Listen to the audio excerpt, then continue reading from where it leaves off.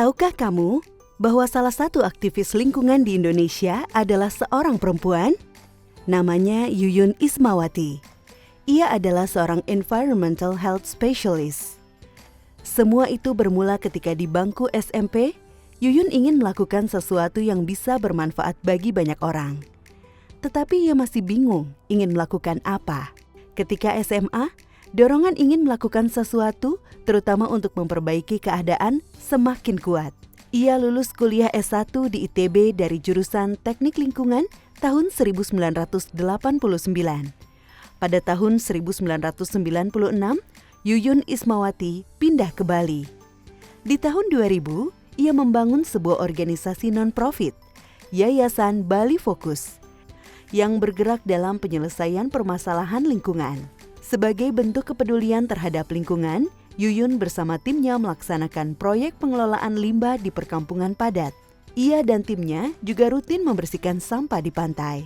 Sebagai environmental engineer, ia menggunakan berbagai teknologi tepat guna, antara lain membuat biosand filter untuk membantu menyaring air dan memperkenalkan biodigester untuk mengolah limbah peternakan, serta teknologi Decentralized Wastewater Treatment System yang dibangun, dioperasikan, dan dikelola melibatkan masyarakat setempat. Atas perjuangan dan upaya dalam menerapkan program pengelolaan sampah dan sanitari berbasis masyarakat berkelanjutan, Yuyun Ismawati dianugerahi penghargaan The Goldman Environmental Prize 2009 kategori polusi. Wah, luar biasa! Hal ini membuat Yuyun banyak mendapat dukungan dan perhatian dari masyarakat, namun tidak selalu mendapatkan dukungan dari pemerintah. Semua itu tidak membuat Yuyun menjadi mundur atau putus asa. Dengan memperkenalkan diri sebagai penerima penghargaan Goldman Environmental Prize, memudahkan mendapatkan dukungan untuk melanjutkan programnya. Tahukah kamu sebagian besar program sanitari lingkungan perkotaan dan jaringan sanitari berbasis masyarakat yang telah dirancang oleh Yuyun diadopsi secara nasional dan menjadi program pemerintah sampai sekarang? Yuyun memandang tugasnya selesai di isu perkotaan dan mulai mengembangkan kegiatan di isu lain yang sepi peminat. Selanjutnya, Yuyun Ismawati memilih fokus pada isu tambang emas ilegal yang menggunakan merkuri secara tidak terkontrol.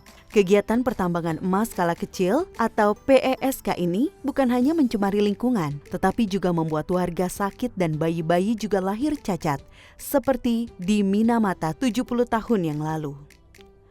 Praktek PESK teridentifikasi di lebih dari 70 negara dan melibatkan lebih dari 20 juta orang di komunitas miskin. Sepertiganya adalah anak-anak dan perempuan. Sudah banyak orang yang mengalami peningkatan kadar merkuri dalam darah, rambut, urin, ASI, dan rantai makanan.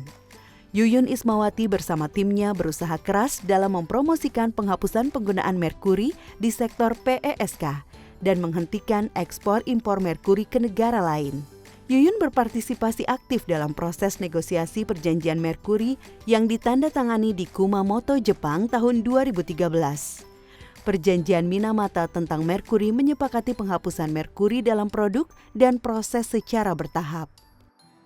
Di jaringan Global Event, Yuyun Ismawati dipercaya menjadi pemimpin untuk isu pertambangan karena pengalamannya di Indonesia untuk menyelamatkan banyak orang dari bahaya merkuri. Selama 15 tahun terakhir, Yuyun Ismawati telah melakukan penelitian lapangan mengenai permasalahan merkuri di area PESK. Dari hasil survei, terdapat lebih dari 1.000 titik rawan PESK beroperasi tanpa izin. Para pencari emas menarik banyak orang untuk mencoba peruntungan di daerah terpencil Indonesia. Sangat miris. Hasil yang ditemukan oleh Yuyun dari mengukur tingkat merkuri sangat mengenaskan, lebih dari 10 kali lipat standar WHO. Hasil analisa uap merkuri di udara menunjukkan di beberapa tempat terkontaminasi tingkat racun yang tinggi sehingga tidak layak huni. Lembaga Yuyun bekerja sama dengan berbagai perguruan tinggi untuk mencari solusi dan inovasi guna membersihkan lahan yang tercemar merkuri dengan menggunakan material lokal. Teknologi pembersihan lahan tercemar merkuri yang ada saat ini masih terlalu mahal dan canggih untuk diterapkan di kawasan PESK yang berada di remote areas. Yuyun dan tim dari Universitas Mataram saat ini sedang menguji pemanfaatan limbah pertanian dan tanaman lokal untuk phytoremediation. Selain itu, Yuyun Ismawati dan timnya di Nexus Tree Foundation telah membantu banyak anak yang menderita dampak keracunan merkuri seperti cacat, bibir sumbing, dan lain-lain untuk mendapatkan perawatan medis yang layak. Motivasi yang besar dalam diri Yuyun Ismawati adalah ingin melihat anak-anak tumbuh dengan sehat. Karena beberapa anak meninggal akibat dari tidak adanya sistem kesehatan memadai yang dapat membantu mereka. Yuyun bersama kelompok lingkungan hidup melakukan penelitian di daerah-daerah dengan tingkat kerusakan lingkungan yang parah. Salah satunya adalah sebuah desa di Jawa Timur yang berkaitan dengan pengimporan sampah plastik dari negara-negara barat yang semakin meningkat karena Cina menutup pintu impor limbah plastik dan kertas. Pabrik-pabrik kertas di negara kita mengimpor sekitar 40% kertas yang mereka daur ulang. Namun tumpukan kertas bekas tiba dengan plastik di dalamnya. Wah, sangat mengenaskan bukan? Residu plastik yang dibuang pabrik kertas dibeli oleh penduduk desa, lalu dijual menjadi bahan bakar untuk pabrik tahu. Menanggapi persoalan ini, Yuyun bersama timnya melakukan penelitian mengenai impor plastik, lalu menyampaikan rekomendasi kepada kementerian terkait. Selain itu, Yuyun dan tim juga mengambil sampel telur dan abu untuk mengukur seberapa parah pencemaran yang terjadi di sekitar kawasan tersebut. Hasilnya, dioksin dalam konsentrasi tinggi ditemukan dalam telur dari ayam-ayam yang dilepas warga. Dioksin adalah polutan pencetus kanker. Dan telur ayam dekat pabrik tahu konsentrasinya 70 kali lipat dari standar pangan aman di Eropa. Para ahli percaya memakan beberapa telur yang terkontaminasi tidak akan memengaruhi kesehatan. Tetapi paparan jangka panjang dapat menyebabkan masalah serius.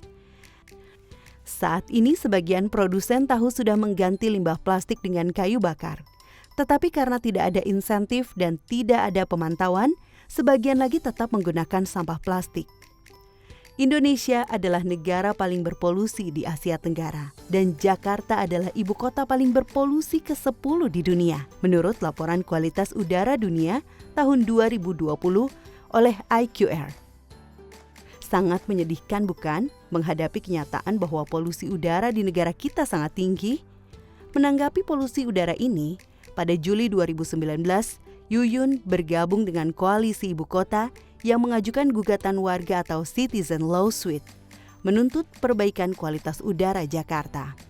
Para penggugat sepakat menuntut adanya reformasi kebijakan yang komprehensif untuk mengadopsi standar baru WHO.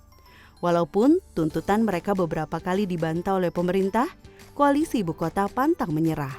Setelah 3 tahun berjuang keras menuntut perbaikan polusi udara di Jakarta, pada September 2022, Mahkamah Agung memutuskan bahwa pemerintah Indonesia harus melaksanakan semua tuntutan warga dan menjunjung tinggi hak warga Jakarta atas udara bersih.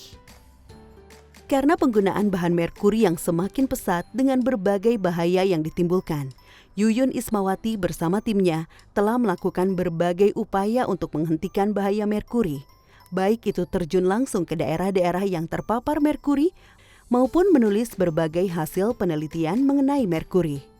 Tercatat sejak 2012 hingga 2024, sudah banyak penelitian yang ditulis oleh Yuyun Ismawati bersama timnya yang semuanya dipublikasikan dalam website Nexus Tree Foundation.